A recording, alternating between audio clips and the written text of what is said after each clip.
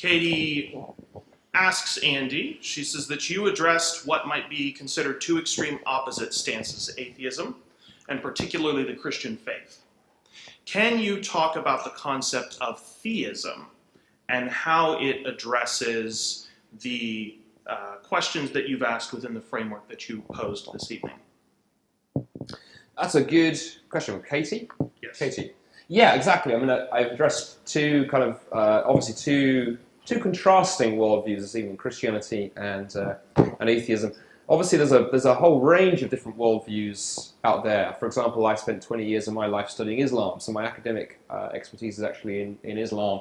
And Islam and Christianity are part of a broader subset of worldviews called theism. And theism is just the kind of general belief that there is some kind of God, and there's a whole variety of worldviews within there. I think theism is such a broadly elastic term that it's, I wonder how useful it is what I'd say is the first thing. I mean, take Christianity and Islam, which we both bracket together under the overarching label of theism. I know when I first started studying Islam 20 years ago, I kind of went into it thinking, well, I'm going to find Islam broadly similar to Christianity, because that was the assumption I had. After all, Muslims believe in God, they believe in Scripture, they believe in prophets, they believe in sin, so on and so forth. I'm expecting to find a lot of similarity and very, very few differences. 20 years of studying the Quran to academic level have shown me that how wrong I was, that you almost cannot find two diametrically more opposed worldviews than Christianity and Islam. And that's not to denigrate Islam. If anything, it's to give it respect, that it's utterly different and we need to consider it as different. And so I actually think that the term theism is thus so elastic that it can encompass things so differently, and I'm not sure how helpful it is. If you just mapped out a fairly kind of low-level theism that said maybe there's a kind of God out there somewhere, but we can't know more than that, and just stopped there, which is about perhaps the lowest grade of theism we might sort of map out this evening, yeah, I could see potentially how that might begin to help you slightly with the meaning question, because you go, well, okay, there's clearly some kind of God who's created things. Everything is not meaningless. We're not just atoms dancing in the void. But of course, to get beyond there, we'd be stuck, because we couldn't know anything about this kind of distant God who's just really nothing more than a philosophical theory. What does it mean to talk about human value? Well, unless that God has actually done anything demonstrative to demonstrate and imbue us with value, I don't think we can answer that question. And so we can put that general sort of theism you're thinking about, Katie, through those same grid of questions. That's why I find it so helpful to address it through the identity, the value, the purpose, and the agency grid of questions. And Roy Baumeister, who set that up in his book Meanings of Life, is not any kind of theist as far as I know. He's just a psychologist. And so my question when I come across somebody who wants to use the label theist is to say to them, isn't the more important question not does God exist, but what is that God like? Because you can use theism in a number of ways. You can use it if you're exploring the meaning of life and taking some hesitant steps forward. So, for example, C.S. Lewis, who's named the C.S. Lewis Institute there. So interesting if you look at his journey from atheism to Christianity. He was an atheist for about 30 years of his life, and then he proceeds to progress from atheism through sort of deism and pantheism into theism and then into Christianity. And theism was one stop on the way, but it was only a stop on the way. And so I think theism is an interesting place to explore if you're exploring faith, but it's not a place you want to hang out, unless you're trying to keep God at a distance. Because the interesting thing about Christianity is the God who reveals himself in Jesus Christ is not just a mere abstract principle. He's a God whose nose is very much up at the glass, tapping on the window, demanding to be let in. And you see, if Jesus is who he's claimed to be, which is the primary question at the heart of the Christian faith, it really is a question of, is Jesus who he claimed to be? Then that reveals an incredible amount, not just about whether there is a God, i.e. whether theism is true, but what kind of God. And I think one of the things that we're very, very good at doing as human beings is engaging in all kinds of sort of psychological subterfuge to distract ourselves from answering those big questions. Because if God is who he's revealed to be in Jesus Christ, some things have to change. Primarily, I have to recognize that he is in charge and I'm not. And that's deeply uncomfortable. Most of us as human beings like to be autonomous. And it's interesting that Albert Camus, the French atheist I quoted earlier, one of the other books he wrote was called The Rebel. And his basic one point he makes, an amazing point for an atheist to make, he said all human beings are basically rebels. We're cosmic rebels, rebelling against the idea of God. Now he thought just the idea of God, if God is real, then we all are genuinely rebels. And the question is, are we willing to lay down our arms, raise the white flag, and say, not your way, not my way? And so if the question of theism is because you're exploring the question of faith, great. If it's an attempt to kind of sort of delineate a kind of philosophical God who's a nice idea but doesn't demand anything of me, it's a very dangerous game to be playing. I hope some of that helps. If the purpose of life in Christianity is to know God through Jesus, and it does not lurk in quests of self-improvement and morality, doesn't that cause inconsistency or conflict in our interpersonal views, i.e. the diversity that exists in our experience of God, knowledge of God? Yeah, that's a good question. Andrew, Yes. Yeah, I think that's a great question. And I think you can push that out in a number of directions. Obviously, we live in a world right now with huge diversity, huge religious diversity, lots of different answers to the God kind of God question. And even within the Christian camp, people have vastly different experiences of God sometimes. I think I want to say a couple of things. Firstly, I think one of the interesting things is, I think if you take the Christian faith seriously, and in fact a sign that you're taking it seriously, is that a hallmark of one's life should be humility. Conversely, every other religious system that I've studied, if you take it seriously, is going to lead you to look down on others. It's a hugely controversial statement, but I like making controversial statements because I can see whether people are awake, whether people go, oh, really? Or just, oh yeah.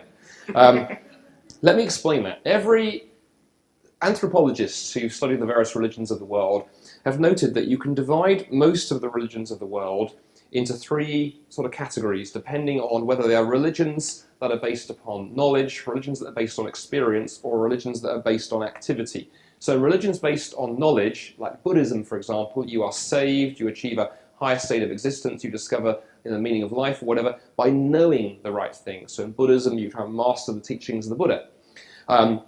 In religions based on feeling, many Eastern religions work this way. It's all about the mystical experience, having the kind of, the sort of getting in touch with the numinous, in touch with the divine or the divine within in many religions. And through having that, transcendental experience, you will discover the purpose of life. And then in religions based on doing and activity, it's all about keeping the right commands. So Islam, for example, works that way. You keep the commandments, and if you follow the commands laid out in the Quran, you will eventually build up enough merit that you can earn your way to paradise. And anthropologists would say most of the religions of the world are based on one of those three ways: knowing, feeling, or doing. The problem is that each of those is going to lead, if you think about it, to self-righteousness and arrogance and pride. If I think that I have mastered a set of teachings better than the person next to me, it is very hard not to avoid looking down on them.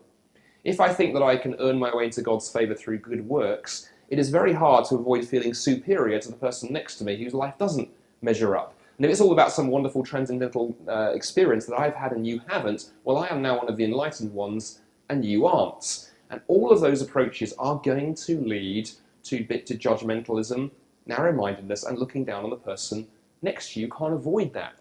And what's interesting, that's precisely the critique that Jesus spent a lot of his time levelling at the Pharisees. In the first century world, the Pharisees were the most moralistic, most righteous Jews you could possibly hope to meet. They kept the commands and every other commandment on top of the commandments.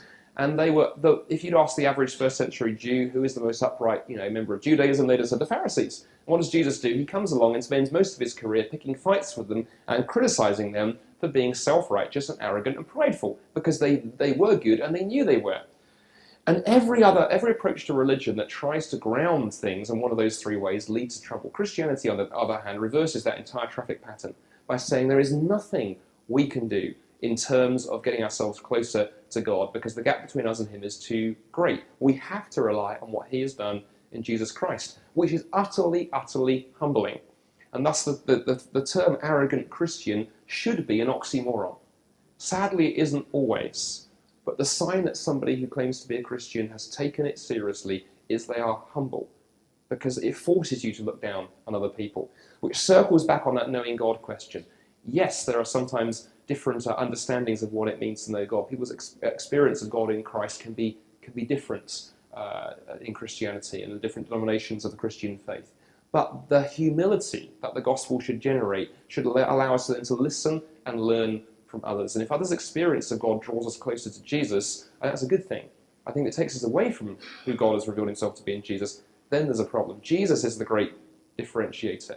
As Jesus said, Jesus famously said, "I am the way, the truth, and the life. No one comes to God the Father except through me." There is only one way to God, and that's through Jesus. There are as many ways to Jesus as there are people who come. And I think we need to be careful to hold those two in tension. I hope some of that helps. Again, I'm not always a great fan of Twitter questions because I always love to usually dialogue with people, but we are where we are. It's amazing the questions you guys are packing into 140 characters, though. This is very impressive. You said the humility part, that's very interesting. So I have two questions for you. Go ahead. You said that other interpretations of existence besides Christianity have this element of looking down on others because of different view of life, which I understand, first-hand experiences and all that. But I think that the fact that we all are similar in our quest to find the existential meaning, if we do rightfully, that sets us equal, doesn't it?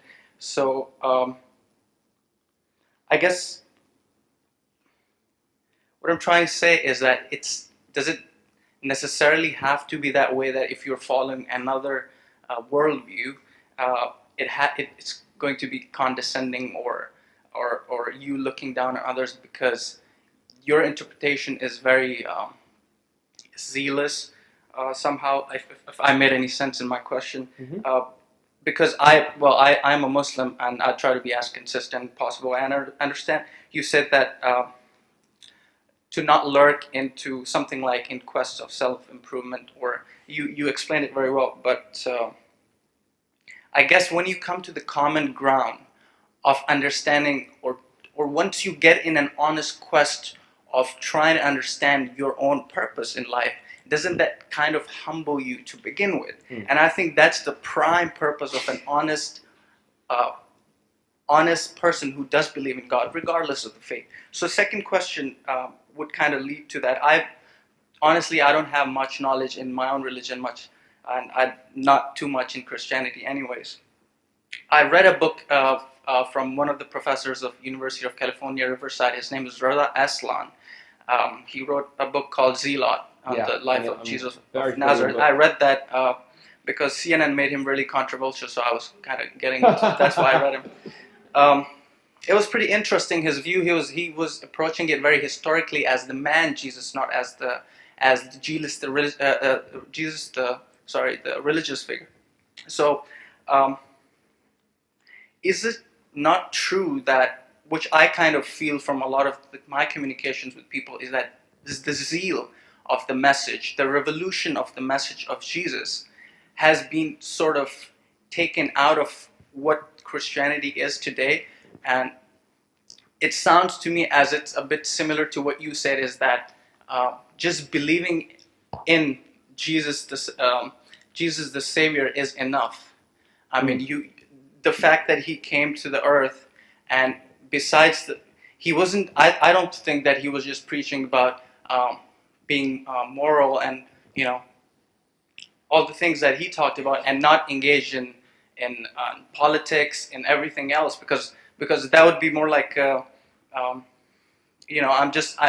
don't know I don't care whatever's happening around, I'm good with God and that's it.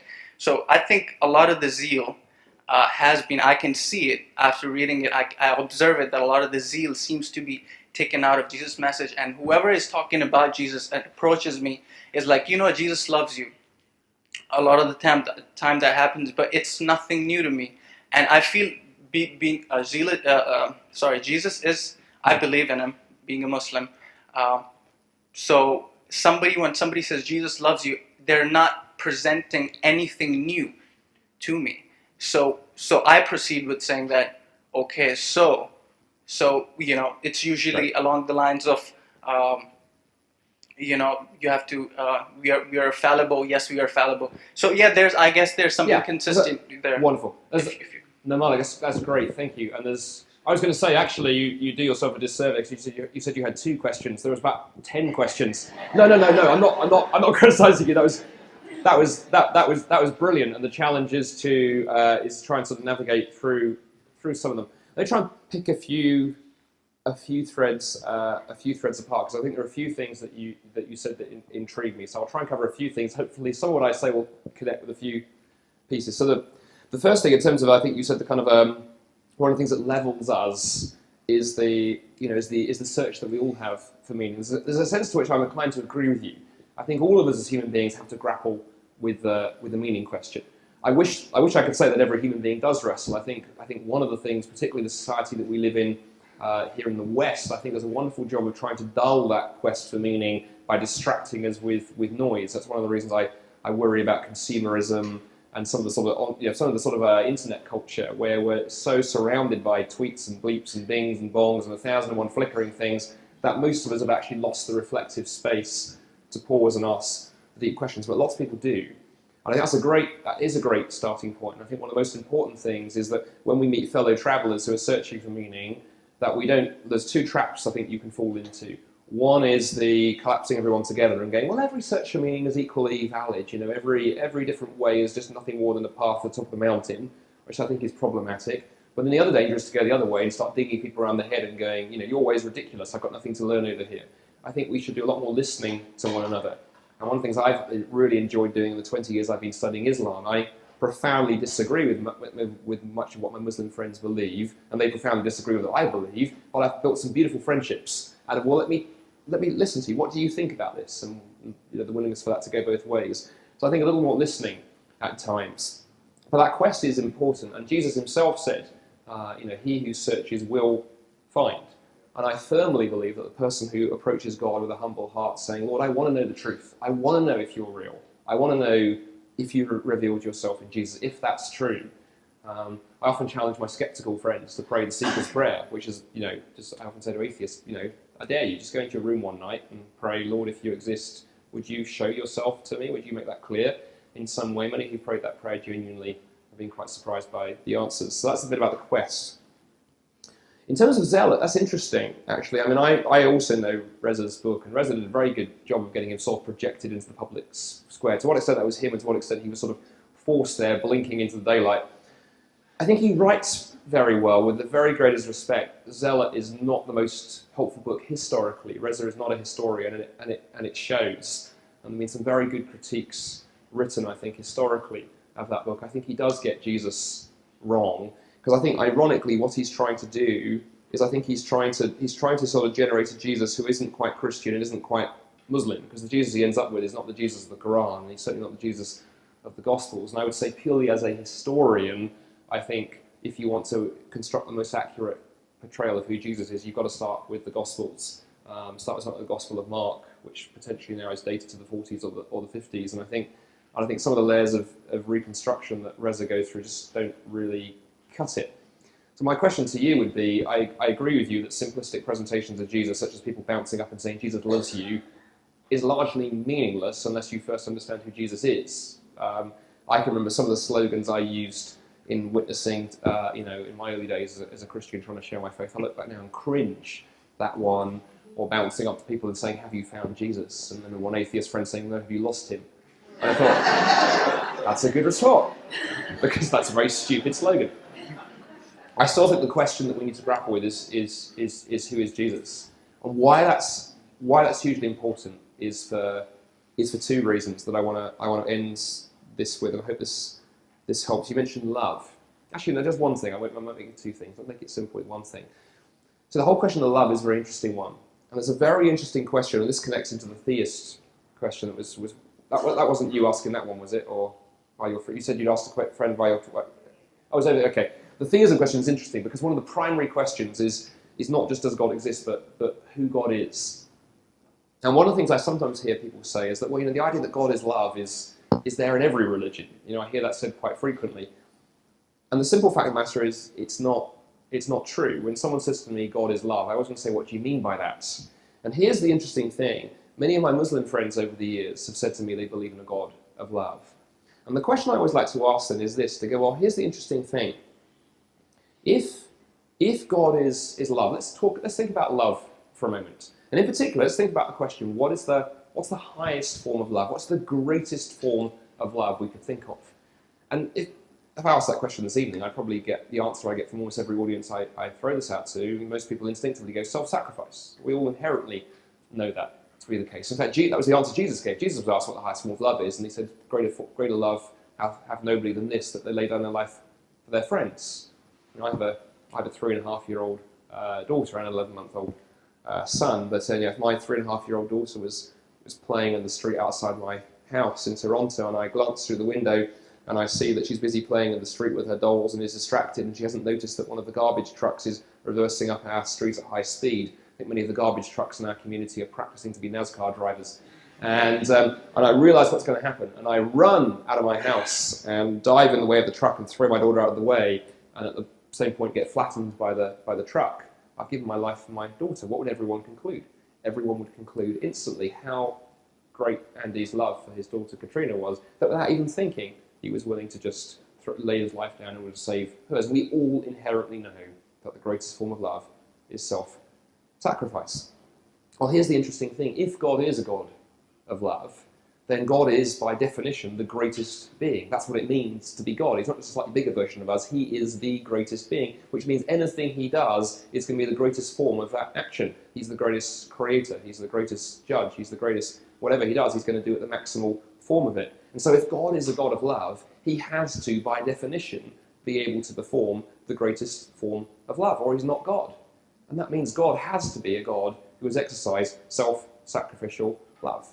Because if he hasn't, you or I can get out tomorrow, lay down our life for somebody, and demonstrate greater love than God, which is clearly nonsensical. Which is now why the question of who Jesus is becomes hugely, hugely, hugely important.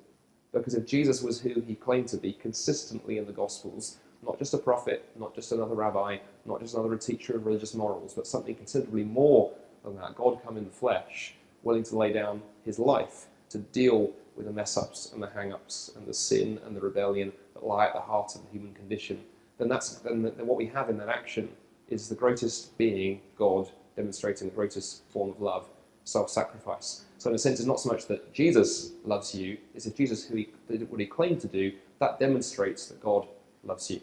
Because love requires action. Love can't just be talked about. Love actually requires action. It requires demonstration. And thus, I think, only in the Christian faith is God actually the greatest possible being, is the greatest being. And of course, the cry at the heart of the Islamic faith, Allahu Akbar, God is great. I completely acknowledge that as being what we want to see. And I think that greatness is demonstrated in who Jesus is. So I would encourage you to almost run the question backwards. Is Jesus who he claimed to be? And if he is, what does that tell me about God and what he thinks of me? That's the question I'd encourage you to think about. That's a brilliant series of questions, Malik. I haven't addressed all of them, but thank you for being willing to actually stand up and ask those. One more? Yes, go for it, before my voice goes. I'm suffering with the flu, so I'm sorry that I would normally go a bit longer on Q&A, but we will switch gears a little bit. Switch finish gears. Out. And Sounds the question that's asked is, what is, in your opinion, the attractiveness that lies within the new atheism that Harris, Dawkins, Krauss, and others have to offer? That's a really good question. Actually, it is a slight track switch. So to go, if you're interested in exploring more of the new atheism, another shameless plug. Every author should do at least one or two shameless plugs. I can recommend the most reddest red book that you will buy, short of Chairman Mao's little red book. And basically, what's interesting is the reason I wrote The Atheist Who Didn't Exist, and this is really an attempt to explore some of the new atheist kind of movement, but to try and do so using sort of a little bit of comedy in there as well to make it accessible. As I became very intrigued about 10 years ago by the rise of the new atheist movement, because suddenly we saw people like Dawkins and Sam Harris here in the States, Christopher Hitchens and other kind of famous atheists popping up all over the place. I mean, atheism used to be something sort of talked about by sort of bearded sort of philosophers with bad personal hygiene in the corners of British pubs, and it never really went anywhere. And suddenly it was mainstream. It was everywhere, and it was sexy, and it was hip, and it was cool. And so what is the attraction? Because it's not, the arguments that are advanced are not particularly substantive, and many atheist philosophers would agree with me on that. And my book really explores sort of 11 of the most common arguments that we've seen in new atheist writers, and shows how really they're not just bad arguments, they actually end up self-destructing on atheism if you use them. But what's caused the popularity? I think a couple of things. I think firstly, for a long time, I think atheists have felt like a slightly persecuted minority. And I completely understand that. Sometimes in the language that we've used as Christians about atheists, for those of us who are Christians here this evening, has been unfriendly. There has been a sort of tendency, I think, to sometimes be a little bit snarky. And I think atheism hasn't been taken seriously, partly because I think sometimes the those who have been its strongest advocates, like Bertrand Russell and Nietzsche and others, are so intractable that getting inside their heads has been a little difficult. And so it's needed someone to come along and popularise it. And so people like Dawkins and Hitchens and others have been great popularisers. So I can understand why there's been that move, there's been that success. Secondly, I think in many parts of the Western world, there's been sometimes an unfortunate, too strong a connection between Christianity and politics that has turned many people off. So when many people hear the word Christian, it's easy for me to say as an outsider and a guest here in your country, many people here associate that with a particular form of politics. They reject the politics, and in so doing reject the Christian faith to which they think that's attached. And I think one of the most important things that you and I, who are here this evening, who are Christians, can do is demonstrate time and time again, with every opportunity we can, that Christianity does not equate to a particular political position. You can be a Christian and adopt a whole variety of political positions across the spectrum. Because once Christianity collapses and becomes just about politics, we are in real, real trouble. And it's very sobering to remind ourselves as Christians, when we look at the life of Jesus of Nazareth, it's interesting to note that he spent most of his time critiquing the religious and political elite and spent more of his time attracting those who are the social outcasts. It's very, very sobering that he does that. And that should be a wake-up call to us to be very, very careful about how we handle our politics and our religion. I think that's partly fueled the fire here.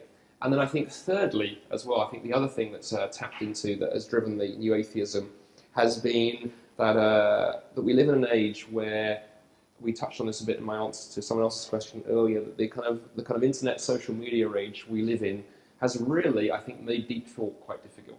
We live in an age where people are always looking for the soundbite, the cheap, simple answer. We do it in politics. Politicians are always looking for, what's the 144-character slogan they can come up with to get themselves retweeted. And we do it on the deeper questions of life as well. And I think many of our new atheist friends have done a wonderfully good job at packaging a form of atheism that is very tweetable, is very media savvy, and works very, very well in the kind of culture that we find ourselves in, where people like to simply retweet and recirculate things without thinking about the arguments underneath them. And one of, the challenges for those of us here this evening who are Christians is, how do we encourage our friends and our neighbours and our colleagues to have deep conversations? And how do we do that ourselves? We're not immune from that as Christians. We love to retweet clever little Christian slogans and little bumper stickers on the backs of our Toyotas and all kinds of things. How do we encourage a culture where we can have deep conversations about the things that really matter? It's a difficult question, and we're not going to turn that ship around overnight. But I think all of us who care profoundly about the deep questions of life, or the good society, or political issues that need more thought and nuance, need to really think about how do we undo some of the damage, I think, that our always-on, 24/7, instant, drinking from the fire hydrant digital culture is encouraging. I love digital technology, but I think we're still figuring out how it works, and the new atheism is very much a product of it. So I hope that kind of helps.